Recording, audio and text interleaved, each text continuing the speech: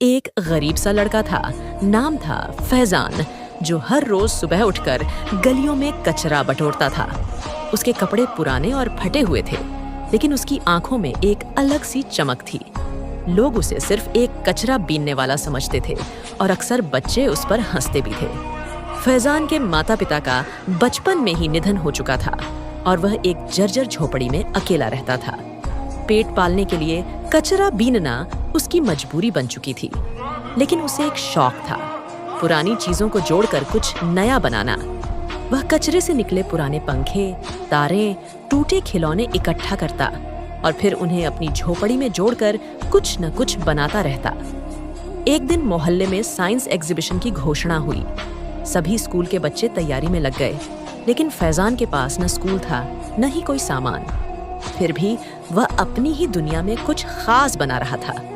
Exhibition के दिन सभी बच्चे अपने रंग बिरंगे प्रोजेक्ट्स लेकर आए, कहीं सोलर एनर्जी, कहीं पानी से बिजली।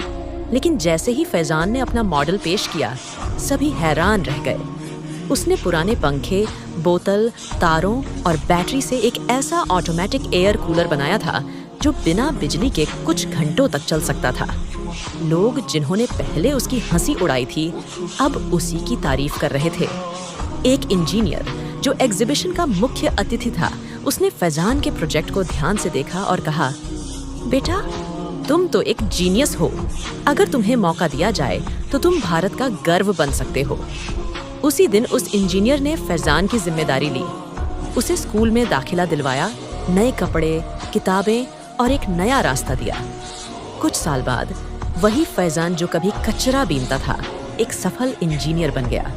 उसने एक कंपनी शुरू की जो पुरानी चीजों को रिसाइकल करके पर्यावरण के अनुकूल उत्पाद बनाती है। आज जब लोग उसकी कहानी सुनते हैं तो उनके दिलों में बस एक ही बात आती है, कभी किसी को छोटा मत समझो। हो सकता है उसकी गरीबी में एक छुपा हुआ हीरा हो।